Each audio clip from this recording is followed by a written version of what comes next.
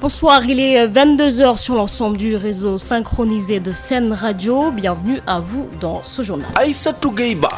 À la une ce soir, plus que quelques heures, Touba, au cœur des préparatifs du Grand Magal, avec l'arrivée des pèlerins, une forte affluence, des fidèles s'activent à la distribution des bœufs, plus de 1710 gendarmes composés d'éléments en tenue et en civil, 115 véhicules, 75 motos déployées pour la couverture sécuritaire du Magal de Touba, célébré ce dimanche 26 septembre 2021, 26 septembre 2002, date de rappel du chavirement du bateau Le Jola au large des côtes gambiennes, causant plus de 1800 morts. 19 ans plus tard, le département d'Oussouye se rappelle du drame, un drame qui a emporté l'économie de cette zone géographique appelée le Kassa, des populations qui vivent dans le désarroi depuis cet événement tragique. Et puis sur l'international, le cerveau du génocide Rwanda qui a coûté la vie à plus de 800 000 personnes est décédé ce samedi dans une clinique de Bamako.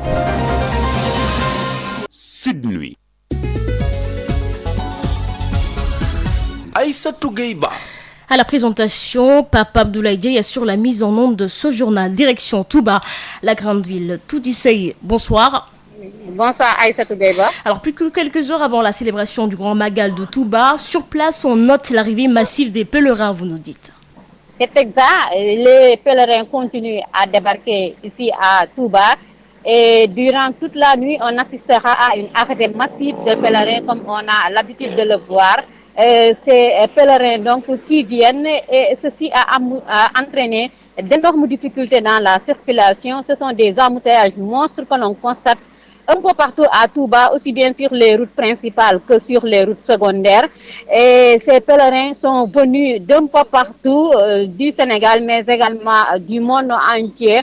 Ils viennent prendre part au Grand Magal de Touba qui marque le départ en exil de Cheikh Ahmadou Bamba. Une journée qui sera marquée essentiellement par une lecture de Coran, une lecture de Khasaïd, des ziar, mais surtout de Bernay, un aspect très important dans ce Magal.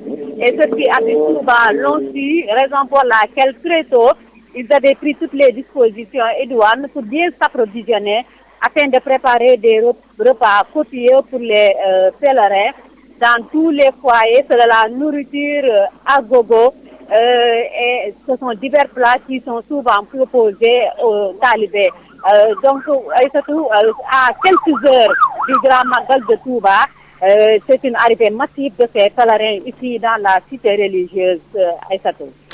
Touti, Magal de Touba qui sera célébré dans un contexte de propagation de Covid-19, des mesures également prises par les autorités pour lutter contre la maladie.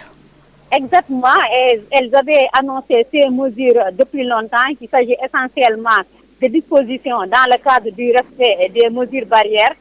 Et pour cela, le port de masque est fondamental, mais ce que l'on constate à Aïssatou Gueye-Ba à Touba est que ce port de masque est assez négligé. Rares sont ceux qui portent le masque actuellement à Touba.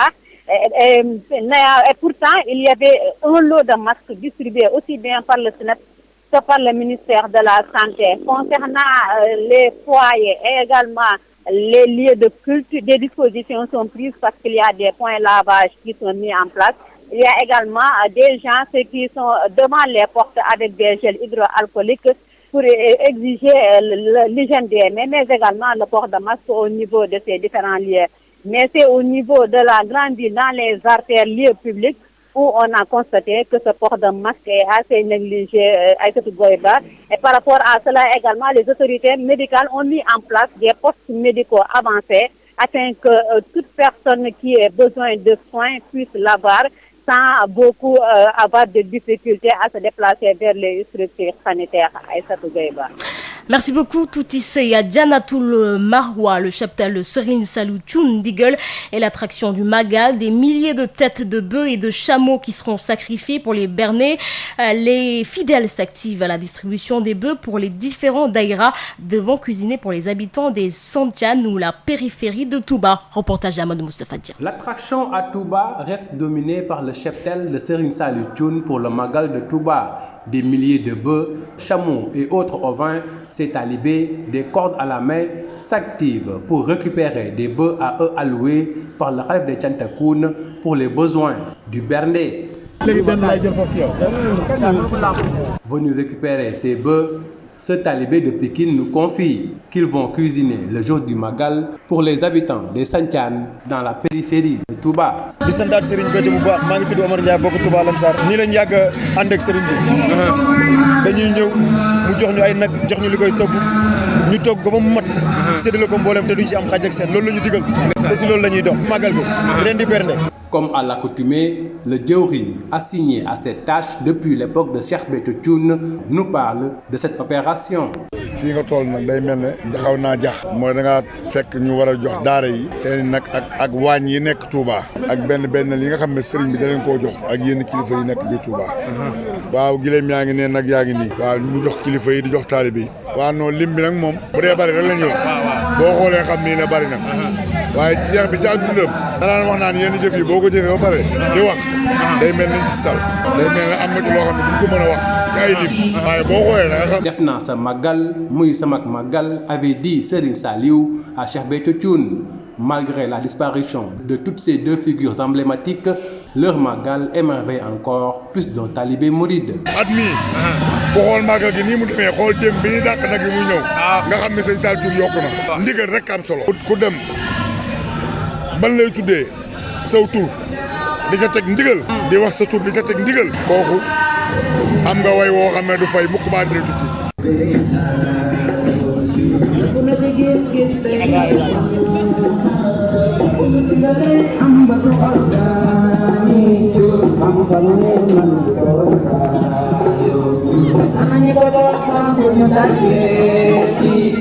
Amadou Moustapha Dieng, Touba Mbacké pour la radio Sud FM. Amadou Moustapha Dieng, les délégations officielles arrivent partout, malgré le fait que, compte tenu de la pandémie, aucune invitation officielle n'a été envoyée par le Khalif, nous informe Serigne Cheikhouna Bara Mbacké, responsable des relations extérieures du Grand Magal. Retenez également que le général de division haut commandant de la gendarmerie nationale et directeur de la justice militaire a déployé 1710 gendarmes composés d'éléments en tenue et en civil, 115 véhicules, 75 motos et 6 drones pour la couverture sécuritaire du Magal de Touba. Ce dispositif est plus important que celui déployé l'année dernière. C'est ce que la gendarmerie a engagé d'importants moyens humains et logistiques dans un contexte de pandémie et de recrudescence d'actes de banditisme. L'objectif est d'assurer la surveillance des axes routiers qui débauchent sur la ville sainte et prévenir les atteintes aux personnes et à leurs biens. Le Magal de Touba célébré donc dimanche 26 septembre 2021, 26 septembre 2022 dans le sud du pays. Au même moment, date de rappel du chavirement du bateau le Joola au large des côtes gambiennes, causant plus de 1800 morts. 19 ans plus tard, le département d'Oussouye se rappelle du drame, un drame qui a emporté l'économie de cette zone géographique appelée le Kassa. L'arrivée du navire Aline Sitoé Diatta, pourtant qui avait renoué avec l'escale de Carabane, avait réduit à moitié les problèmes, mais depuis l'arrêt de celui-ci, les insulaires et les populations des villages environnants sont dans le désarroi. Ben Michel Confouti. Au-delà des pertes en vies humaines causées par le naufrage du bateau le Joola, c'est toute une économie qui s'est noyée avec le chavirement du navire survenu le 26 septembre 2002. En effet, le Joola représentait un pont économique très important pour le département d'Oussouye à travers son escale de Carabane. L'île était le point de transit de produits fruitiers qui quittaient les villages des profondeurs du Kassa comme Boukitingo, Kahem, Djirak et Fok Diaken pour être acheminés dans la capitale sénégalaise via le bateau le Joola. Les ressources forestières telles que le mad, le néré, le pain de singe, l'huile de palme, le miel, le vin de palme provenant des coins les plus reculés du département d'Oussouye étaient aussi convoyés à Dakar à partir de Carabane par le même navire. Idem pour le poisson séché de Djogé, de Lenkine et du Cap Skirring, mais aussi des huîtres et autres fruits de mer récoltés par les braves femmes des îles comme Ehidj, Sifoka, Wendaï, Ourong, Nikin, Kachouan entre autres. Toute cette économie a hélas coulé avec le naufrage du Joola. Les autorités sénégalaises ont tenté de faire revivre cette économie avec l'acquisition du navire Aline Sitoé Diatta qui faisait escale à Carabane, mais celui-ci est depuis plus d'un an à l'arrêt. Les bateaux Aguène et Diambogne ne faisant pas escale à Carabane, l'île historique et les villages qui gravitent autour sont aujourd'hui isolés économiquement au grand désarroi des populations de la zone. Ben Michel Konfoudi, Ziguinchor, Sud FM. Sud FM vous transporte partout au Sénégal et dans le monde. Sud International.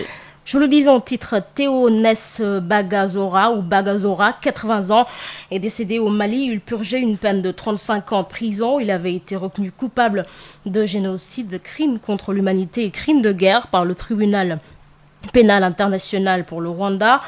À Arusha pour son rôle dans le génocide au Rwanda qui a coûté la vie à plus de 800 000 personnes.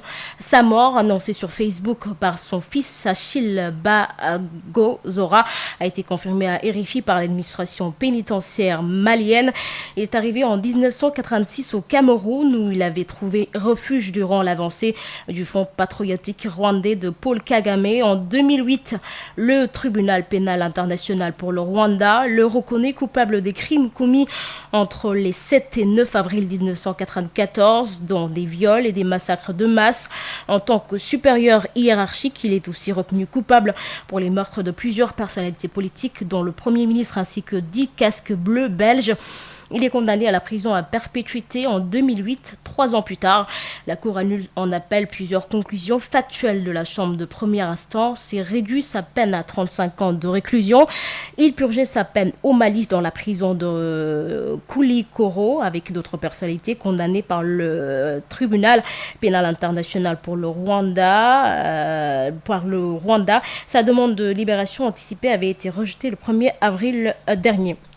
Et puis en Côte d'Ivoire, Simone Gbagbo a désormais son propre mouvement de sanctions ou de soutien. Le mouvement Génération Capable, comme est baptisé ce mouvement de soutien, dispose d'instances et d'un bureau.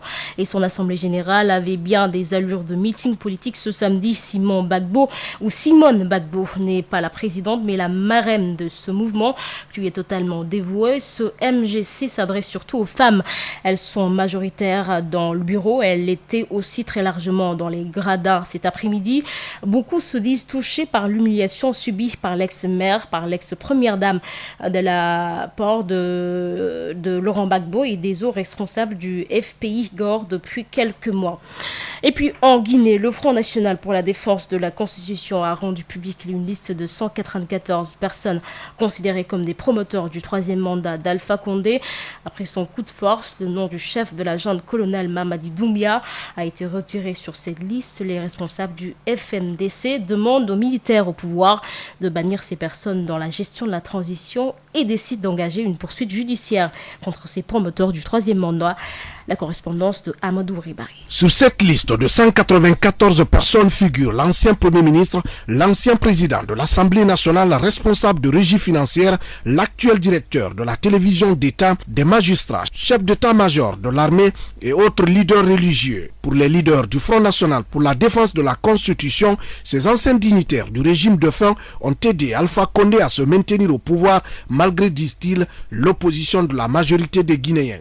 Sékou Koundono est responsable stratégie et planification du FNDC. À travers des fraudes, propagande, mensonges, interpellations, détentions arbitraires, favorisées dans le sang et dans la douleur, la descente aux enfers de notre chère patrie. Sur cette liste figurent 11 magistrats accusés d'infliger illégalement des peines à des opposants au 3e mandat d'Alpha Condé. Sékou Koundono demande aux poutistes d'écarter toutes ces personnes dans la gestion de la transition et annonce des poursuites judiciaires contre elles. Les magistrats et cadres ont trahi leur serment, qu'il est logique et même nécessaire de ne pas les associer à la gestion de la transition. Le commandant du groupement des forces spéciales qui était inscrit sur cette liste avant le putsch a été retiré. Les responsables du front anti-3e mandat d'Alpha Condé justifient cette décision pour le courage et le patriotisme de colonel Mamadi Doumbouya à évincer Alpha Condé, ont indiqué les leaders du front anti-3e mandat.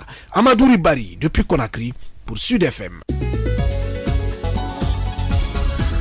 Aïssatou Gueye-Ba. 22h17, c'est la fin de ce journal, mais avant de nous quitter, le rappel des titres. Plus que quelques heures, Touba, au cœur des préparatifs du Grand Magal avec l'arrivée des pèlerins, une forte affluence. Les fidèles s'activent à la distribution des bœufs pour les berner. Une journée de prière attendue ce dimanche à Touba. Plus de 1710 gendarmes composés d'éléments en tenue et en civil, 1000 ou plutôt 115 véhicules, 75 motos déployées pour la couverture sécuritaire du Magal de Touba, célébré ce dimanche 26 septembre 2021. 26 septembre 2002, date date de rappel du chavirement du bateau le Joola au large des côtes gambiennes, causant plus de 1800 morts. 19 ans plus tard, le département d'Oussouye se rappelle du drame, un drame qui a emporté l'économie de cette zone géographique appelée le Kassa, des populations qui vivent dans le désarroi depuis cet événement tragique. Sur l'international, le cerveau du génocide Rwanda qui a coûté la vie à plus de 800 000 personnes est décédé ce samedi dans une clinique de Bamako. Fin de ce journal, merci de l'avoir suivi. Merci également à Papa Abdoulaye Dieye qui en a assuré la mise en onde. Je vous retrouve à 0h pour le prochain bulletin d'information. Ça sera en français et en wolof, bien entendu. Bonne suite de nos programmes.